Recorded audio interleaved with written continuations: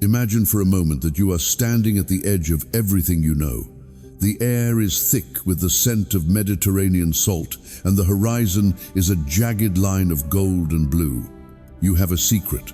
A voice has spoken to you, not just any voice, but the voice of the creator of the stars, the God of your ancestors. He has given you a command that feels like a death sentence. He has asked you to go to the heart of darkness, to the city of Nineveh, a place of such legendary cruelty that its very name makes the bravest warriors tremble. But you aren't going. You turn your back on the sunrise. You walk toward the docks of Joppa, your silver coins heavy in your pouch, ready to buy a passage to the furthest reaches of the known world. You are Jonah, the son of Amittai, and you are about to discover that there is no ship fast enough, no sea deep enough, and no storm fierce enough to hide a man from the relentless pursuit of divine mercy. Why would a prophet of God run? Why would a man chosen by the Almighty choose a watery grave over a mission of grace? Today, we dive deep into the most paradoxical story in the Bible. This is not just a Sunday school tale about a big fish. This is a gritty, raw, and deeply human struggle between a man's righteous anger and a God's scandalous love. Hold your breath, because the storm is about to break. The dusty road to Joppa felt longer than usual. Every step Jonah took was a deliberate act of rebellion. To understand Jonah, you must understand the weight of the word Nineveh. To an Israelite in the 8th century BC, Nineveh was the capital of the Assyrian Empire, the bloody city. They were the masters of psychological warfare, known for their terrifying brutality against their captives. They were the wolves at the door of Israel. And now the Lord had said, "Arise, go to Nineveh, that great city, and call out against it, for their evil has come up before me." Jonah didn't doubt God's power. He doubted God's intention. He knew the character of his God too well. He feared that if he preached, the Ninevites might actually listen. And if they listened, God, in his frustrating, overwhelming mercy, might actually forgive them. For Jonah, justice meant fire and brimstone for his enemies, not a second chance. So he fled. He went down to the seaport of Joppa. He found a Phoenician merchant ship bound for Tarshish, modern-day Spain, the literal opposite direction of Nineveh. He paid the fare, a hefty sum for a profit, and descended into the lowest part of the ship. He wanted to be invisible. He wanted silence. He closed his eyes as the ship pulled away from the pier, the rhythmic creaking of the timber lulling him into a false sense of security. He thought he had escaped. But the God who created the sea does not let his children drown in their own bitterness without a fight. As the ship reached the open waters, the sky transformed. The bright Mediterranean blue turned into a bruised purple, then a suffocating black. The wind didn't just blow, it screamed. The Bible tells us that the Lord hurled a great wind upon the sea. This wasn't a natural weather pattern, it was a divine intervention. The waves became mountains of frothing brine, crashing against the hull with a force that made the stout cedar planks groan like a dying animal. On the deck, chaos reigned. These were seasoned sailors, men who had survived 100 voyages, but they were terrified. They began throwing the cargo overboard, precious silks, spices, and grains lightening the ship to keep it from splintering. Every man cried out to his own God. The deck was slick with rain and sea foam. And where was Jonah? He was below deck, in the dark, fallen into a deep, heavy sleep. It was the sleep of a man who had given up, the exhaustion of a soul tired of running. The captain found him there, a huddle of robes in the corner. "What do you mean, you sleeper?" the captain shouted over the roar of the thunder. "Arise, call out to your God. Perhaps the God will give a thought to us, that we may not perish." The irony was biting a pagan captain, pleading with a prophet of the true God to pray. Realizing this was no ordinary storm, the sailors cast lots to find out who was responsible for this supernatural wrath. The lot fell on Jonah. The sailors crowded around him, their eyes wide with fear and suspicion. "Tell us," they demanded, "who are you? What is your occupation? From where do you come? What is your country? And of what people are you?" Jonah stood before them, the spray of the ocean stinging his face. In that moment, his identity could no longer be hidden. "I am a Hebrew," he declared, his voice steady despite the pitching of the ship. "And I fear the Lord, the God of heaven, who made the sea and the dry land." A wave of even greater terror washed over the sailors. If his God made the sea, and he was running away from that God on the sea, then they were all trapped in the middle of a divine quarrel. "What have you done?" they cried. The sea grew more tempestuous by the second. They asked him, "What shall we do to you that the sea may quiet down for us?" Jonah looked at the churning abyss. He knew there was only one way to save these innocent men. His conscience, though buried under layers of resentment, finally spoke. "Pick me up and hurl me into the sea," he said. "Then the sea will quiet down for you, for I know it is because of me that this great storm has come upon you." The sailors hesitated. They were pagans, but they were not murderers. They tried to row harder, their muscles straining against the oars, trying to reach the shore, but the sea grew more violent against them. Finally, they cried out to Jonah's God, the God they had only just met, asking not to be held guilty for this man's life. With a final heavy heave, they lifted the prophet and threw him over the railing. The moment Jonah's body hit the water, the world went silent. The wind died, the waves flattened, the sun broke through the clouds. The sailors stood on the deck, dripping wet and trembling, struck by a profound awe. They offered a sacrifice to the Lord and made vows, their lives forever changed by the God of the Hebrew fugitive. But for Jonah, there was only the cold, the dark, and the suffocating weight of the deep. He sank down into the foundations of the mountains, the seaweed wrapping around his head like a shroud. He was ready to die. He expected the end, but God had prepared a different kind of sanctuary. Out of the darkness of the deep, a massive shadow emerged, a creature of the abyss, ordained by the Creator for this exact second. As Jonah lost consciousness, a great fish opened its mouth and swallowed the prophet whole. Jonah was falling. The water was not just a substance, it was a weight, a crushing hand pressing against his lungs, forcing the air out in a stream of silver bubbles that danced toward a surface he would never see again. The Mediterranean was a cruel host.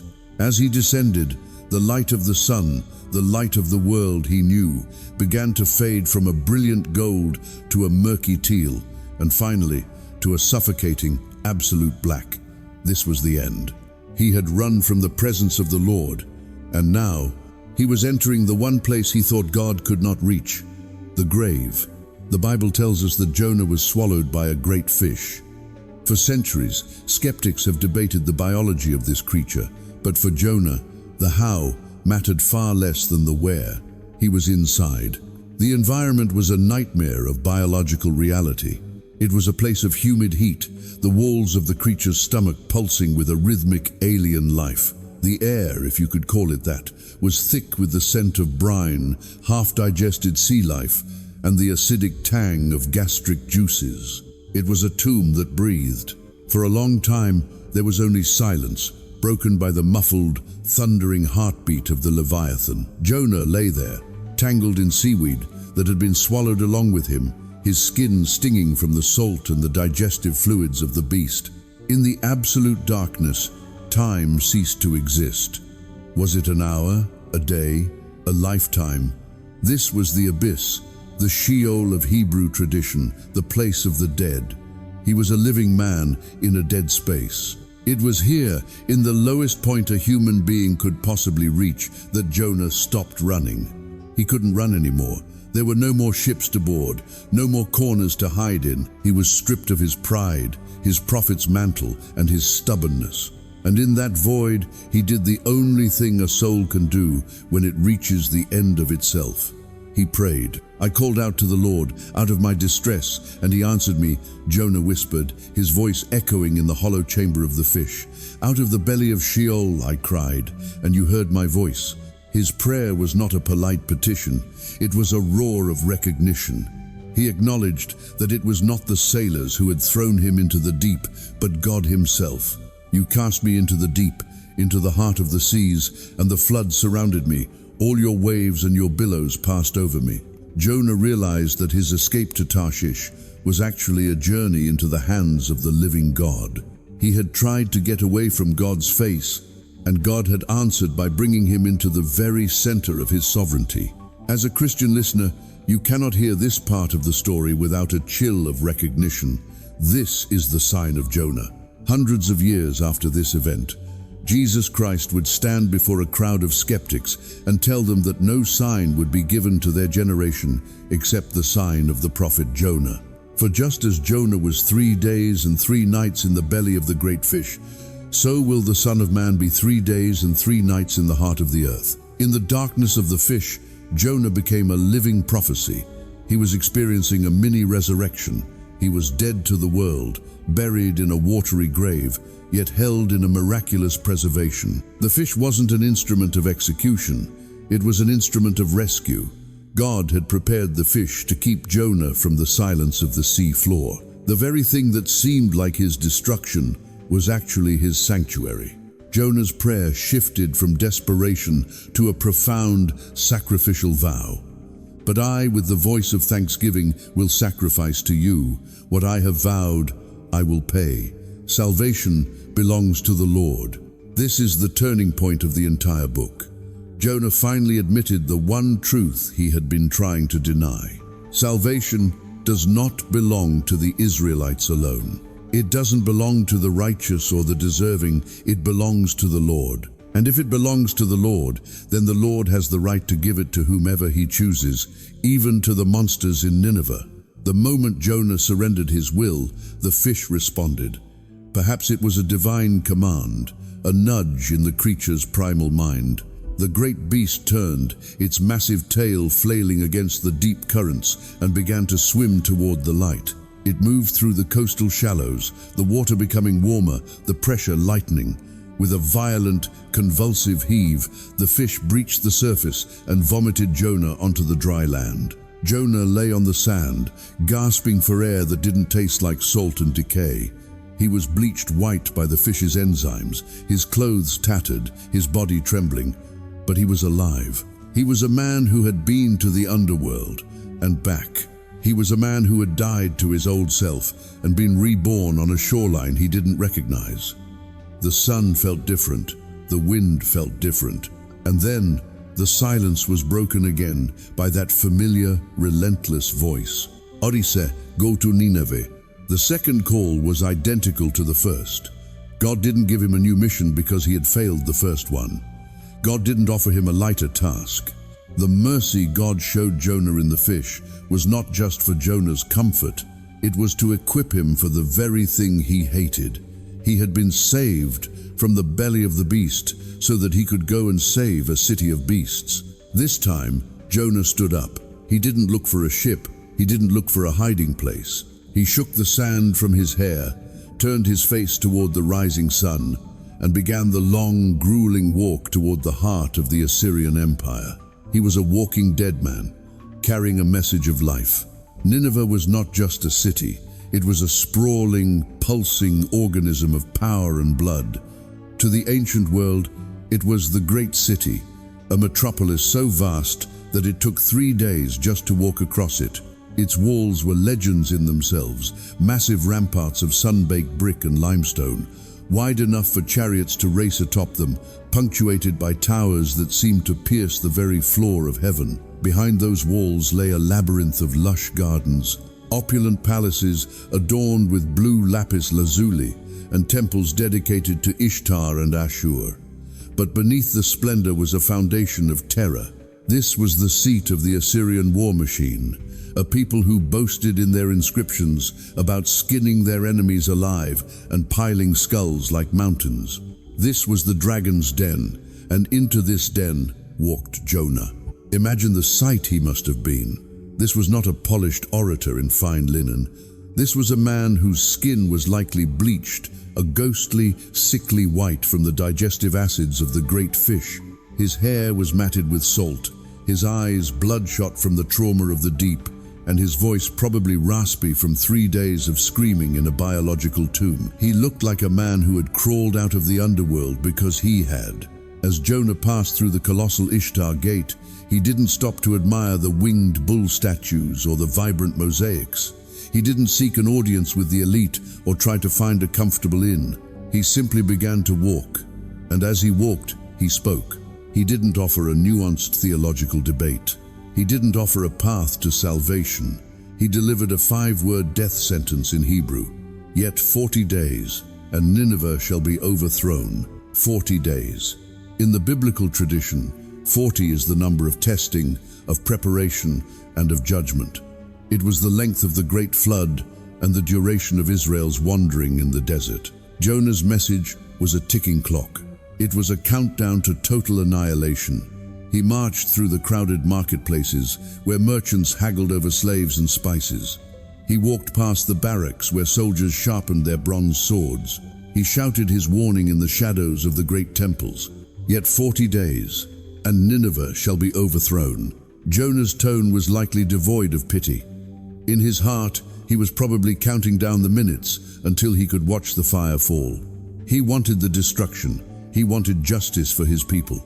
But then, something happened that defied every law of human nature and political history. The city stopped. The haggling in the markets ceased. The soldiers lowered their weapons. The laughter in the taverns died away. A profound, heavy silence began to blanket Nineveh. It started with the commoners, the laborers, and the street dwellers. They looked at this ghost of a man, this prophet of a foreign god, and they felt a chill of divine conviction that no Assyrian god had ever provoked. They didn't mock him. They didn't stone him. They believed him. The Bible records one of the most miraculous sentences in Scripture. And the people of Nineveh believed God. They didn't just believe in God, they believed him. They took his word at face value. The wave of repentance surged from the gutters to the throne room. When the word reached the king of Assyria, the most powerful man on the planet, a man who considered himself a god, he did something unthinkable. He didn't call for his generals. He didn't reinforce the walls. The king rose from his throne of ivory and gold, removed his royal robes, and covered himself with sackcloth, the rough, itchy fabric of mourners and beggars. He sat down in the ashes, a symbol of total brokenness. Then, the king issued a decree that remains one of the most radical documents in history. He commanded a fast that went beyond human boundaries. Let neither man nor beast, herd nor flock, taste anything. Let them not feed or drink water, the decree read. He ordered that every person and even every animal be covered in sackcloth. He commanded that every Ninevite turn from their evil way and from the violence that is in their hands. Visualize this scene for your video. A city of over 120,000 people, normally loud and violent, now draped in black mourning cloth. Even the cattle and the horses in the stables were covered in sackcloth, their lowing and braying echoing through the streets as a form of wordless prayer. The entire city was holding its breath. The king's hope was fragile. Who knows? God may turn and relent and turn from his fierce anger so that we may not perish. They had no promise of mercy. Jonah hadn't told them they could be saved. They repented simply because they realized they were wrong. They acknowledged their violence and their cruelty. For the first time in their history, the masters of the world were small, and God was watching. He saw their works. He saw that they didn't just put on a show of mourning, but they actually turned from their evil ways. The God who is slow to anger and abounding in steadfast love looked down at the bloody city and saw a city of broken hearts. And in that moment, the greatest miracle in the book of Jonah occurred. It wasn't the storm, and it wasn't the fish. It was the fact that God changed his mind. The text says, God relented of the disaster that he had said he would do to them, and he did not do it. The 40-day clock stopped. The fire stayed in the heavens. The walls of Nineveh remained standing. The city was saved by the very thing Jonah feared most, the scandalous, incomprehensible mercy of God. But as the sun set on a redeemed Nineveh, a different kind of storm was brewing, not in the sky, but in the heart of the prophet who had brought the message. But it displeased Jonah exceedingly. Those 5 words, recorded at the beginning of the 4th chapter, are perhaps the most shocking in the entire narrative. Usually, when a prophet speaks and an entire nation turns to God, it is considered the pinnacle of a ministry. It is a moment of triumph, a spiritual awakening that should be celebrated with songs of praise and feasts of thanksgiving. But Jonah was not celebrating, he was fuming. The Hebrew text suggests a heat, a burning, smoldering anger that consumed him. He wasn't just mildly annoyed, he was exceedingly displeased and angry unto death. Why? Because the countdown had reached 0 and nothing had happened. The fire hadn't fallen, the earth hadn't opened, the bloody city was still breathing, and its people were now under the protection of the Almighty. To Jonah, this wasn't mercy, it was a miscarriage of justice. He stormed out of the city gates, his heart heavy with the weight of his own righteousness. He found a spot on the east side of the city where the sun hit the hardest, and built himself a crude shelter of brush and stones. He sat there in the dust, arms crossed, eyes fixed on the horizon of Nineveh. He was waiting. He was hoping that perhaps their repentance was a sham, that maybe God would see through their sackcloth performance and finally unleash the destruction he so desperately craved. In his anger, Jonah finally voiced the truth he had been hiding since the moment he first stood on the docks of Joppa. He prayed to the Lord, but it wasn't a prayer of worship, it was a prayer of accusation. "O Lord, is this not what I said when I was yet in my country? That is why I made haste to flee to Tarshish. For I knew that you are a gracious God and merciful, slow to anger and abounding in steadfast love and relenting from disaster." Listen to those words.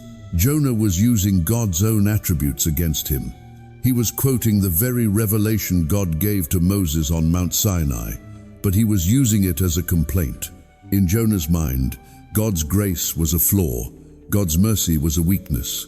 He was saying, "I knew you would do this. I knew you couldn't help yourself. You are too kind, too forgiving, and I hate it because these people deserve to burn." Jonah's theology was correct, but his heart was hollow. He wanted a God who was a tribal deity, a God who loved Israel and hated everyone else. He wanted a God made in his own image, a God of vengeance. When he realized he couldn't change God's character, he did what many of us do when we don't get our way. He spiraled into a dark, dramatic despair. "Therefore now, O Lord, please take my life from me, for it is better for me to die than to live." But God, in his infinite patience, did not strike Jonah down for his insolence. Instead, he asked a gentle, piercing question, "Do you do well to be angry?" Jonah didn't answer. He just sat there, stewing in the heat. The sun began to beat down on the prophet's head. The desert heat was a physical assault, the air shimmering with a dry, suffocating intensity. Jonah's makeshift shelter was failing him. So, the Lord God appointed something else. Just as he had appointed the storm and the fish, he now appointed a plant, a leafy gourd, or a castor bean plant. Overnight, it grew with supernatural speed, its broad green leaves unfurling to create a thick, cooling canopy over Jonah's head. For the first time in the entire book, the text tells us that Jonah was exceedingly glad. He loved the plant, he loved the shade, he loved the comfort. He was happy because, for a brief moment, God's providence was serving him. He was receiving a grace he didn't work for and a mercy he didn't deserve, and he accepted it without a second thought. But the lesson wasn't finished. At dawn the next day, God appointed a worm. It was a tiny thing, insignificant compared to a great fish, yet it carried a divine mandate. The worm attacked the root of the plant, and by the time the sun climbed the sky, the leafy canopy had withered into a dry, brown husk. Then God appointed a scorching east wind, a sirocco, that felt like the breath of a furnace. Jonah was pushed to the brink. The sun smote his head, the wind parched his throat, and the loss of his comfort sent him back into his suicidal rage. Once again, he cried out, "It is better for me to die than to live." God spoke again, echoing his previous question, "Do you do well to be angry for the plant?" Jonah snapped back, "Yes, I do well to be angry, angry enough to die." And there, in that moment of raw, human bitterness, the Creator delivered the closing argument of the book, the most profound statement on the heart of God in the entire Old Testament. God said to him, "You pity the plant, for which you did not labor, nor did you make it grow. which came into being in a night and perished in a night. And should not I pity Nineveh, that great city, in which there are more than 120,000 persons who do not know their right hand from their left, and also much cattle? The book ends there. There is no recorded reply from Jonah, no happily ever after, only a question that hangs in the air, echoing through the centuries. God was showing Jonah, and he is showing us the staggering disproportion of our own hearts. We grieve over our lost comforts, our broken plants, and our wounded pride, but we remain indifferent to the spiritual death of thousands. Jonah cared more about a leafy gourd than he did about 100,000 eternal souls. He was more upset about his own discomfort than he was about the impending judgment of a nation. God was inviting Jonah and us to step out of our small tribal boxes and see the world through his eyes. To see that even the Ninevehs of our world, the people we fear, the people we hate, the people we think are beyond hope, are loved by the one who made them. As we close the pages of this ancient story, we have to ask ourselves, why does the story of Jonah matter to us today? Why did the early Christians paint Jonah on the walls of the catacombs more often than almost any other figure? It's because Jonah is a mirror. We want to be the hero of the story, but more often than not, we are the grumpy prophet sitting under the withered plant. We live in a world that is obsessed with us versus them. We draw lines in the sand, deciding who is in and who is out, who deserves mercy and who deserves a storm. We are comfortable with a God who saves people who look like us, talk like us, and pray like us. But a God who saves the Assyrians? That is a God who makes us uncomfortable. The book of Jonah is a scandal of grace. It reminds us that God's heart is bigger than our theology. His mercy is wider than our borders. He is the God of the storm, the God of the fish, and the God of the worm, but most of all, he is the God of the second chance. For the Catholic and Christian community, Jonah is the ultimate prefigure of Christ. But where Jonah failed, Jesus succeeded. Jonah went into the water to save himself from a mission he hated. Jesus went into the waters of death to save a world that had rejected him. Jonah sat on a hill hoping for Nineveh's destruction. Jesus sat on a hill called Calvary and prayed for his executioner's forgiveness. Jonah was angry that God was merciful. Jesus is the mercy of God made flesh. The question God asked Jonah is the same question he asks us today. Should I not pity them? When we look at our enemies, do we see people to be defeated or souls to be pitied? When we face our own Ninevehs, those daunting tasks or difficult people God has called us to do, we run toward Tarshish, or do we trust in the God who can turn a heart of stone into a heart of flesh? The story of Jonah doesn't end with an answer, because we are the answer. Every time we choose forgiveness over resentment, every time we reach out to someone the world has written off, and every time we acknowledge that we are just as much in need of grace as the Ninevites, we are finishing Jonah's story the way it was meant to be told. Thank you so much for joining me on this deep dive into one of the most powerful and challenging stories in the Bible. It has been an absolute privilege to explore the journey of Jonah with you, from the heights of rebellion to the depths of the sea, and finally to the breathtaking heights of God's mercy. If this story touched your heart or gave you a new perspective on your own faith journey, I would be so honored if you could take a moment to like this video and share it with someone who might need to hear a message of hope and second chances today.